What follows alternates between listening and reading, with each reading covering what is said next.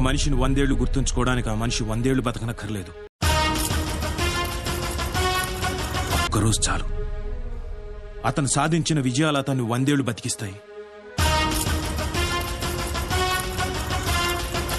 ఒక మెరుపు, ఒక పవర్.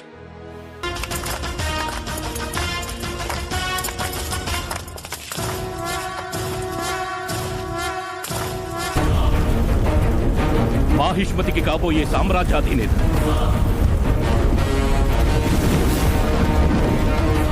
రాజమాత శివగామిదేవి ముద్దు బిడ్డ, ప్రపంచాన్నే గడగడలాడించిన కాలకేయుటి వధించిన వీరాది వీరు,